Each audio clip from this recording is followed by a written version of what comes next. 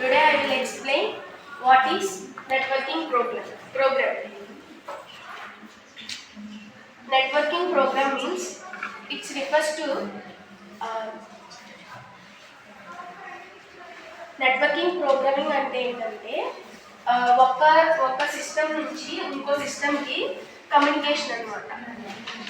One application ఉంది, మనం ఇప్పుడు ఫైల్ని ట్రాన్స్ఫార్మ్ చేసుకోవాలనుకో అది ఎలా చేసుకుంటాం? Through the network programming using networking. అంటే ఒక సిస్టమ్ నుంచి ఇంకో సిస్టమ్కి కమ్యూనికేషన్ ఉండటానికి, డేటా ఎక్స్చేంజ్ చేసుకోవడానికి మనం నెట్వర్కింగ్ ప్రోగ్రామింగ్ అనేది యూజ్ చేస్తాం. అది ఎలా వర్క్ అవుతుందో చూద్దాం. మనకి క్లయింట్ సర్వర్ అనే యూజర్ ఉంటాడు. క్లయింట్ అంటే ఏంటి? రిక్వెస్ట్ని సెండ్ చేస్తారు సర్వర్కి. తనకి ఏం కావాలో ఆ రిక్వెస్ట్ని సర్వర్కి ఇస్తారనమాట. సర్వర్ ఏం చేస్తుంది?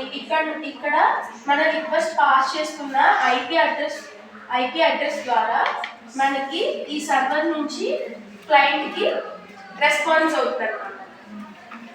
అలా జరుగుతుంది. దీంట్లో మనం తెలుసుకోవాల్సింది 2 terms: IP address,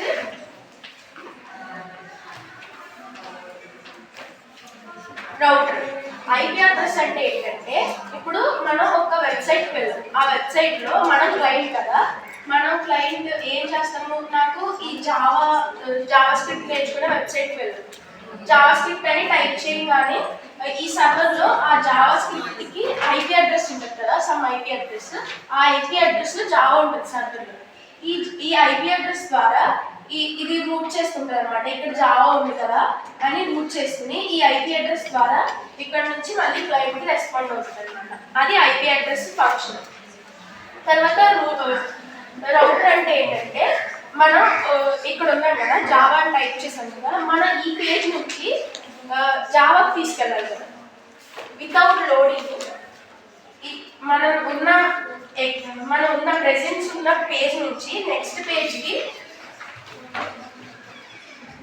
next పేజ్కి transform చేస్తుంది అనమాట, వితౌట్ లోడింగ్. అది రౌటర్.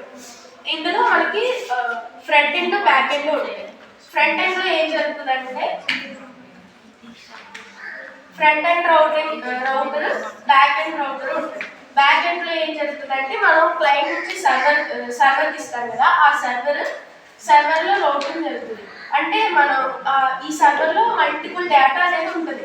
మనం ఇచ్చిన దాన్ని రిక్వెస్ట్ యాక్సెప్ట్ చేసుకుని ఐపీ అడ్రస్ ద్వారా దాని నుంచి రౌటర్ చేసుకుని మళ్ళీ ఫ్రంట్ ఎండ్కి ఇవ్వాలి. ఈ ఫ్రంట్ ఎండ్లో మనం చూసుకుంటాం అనమాట. అలా వర్క్ అవుతుంది నెట్వర్కింగ్ ప్రోగ్రామింగ్. ఇందులో అప్లికేషన్స్ ఏంటంటే, వెబ్ అప్లికేషన్స్ మనం యూజ్ చేస్తాం కదా. Web applications W3 schools, JavaScript, Java pointer, ఇవన్నీ. Next file transformations.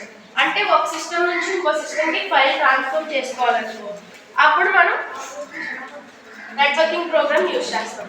Next cloud servers ఉంటాయి కదా, క్లౌడ్ సర్వీసెస్, అవి కూడా నెట్వర్కింగ్ ప్రోగ్రామింగ్ మీద యూజ్ చేస్తాం. త్రూ ది ఇంటర్నెట్ ద్వారానే మనం ఇవన్నీ చేస్తాం అనమాట. అలా వర్క్. Thank you.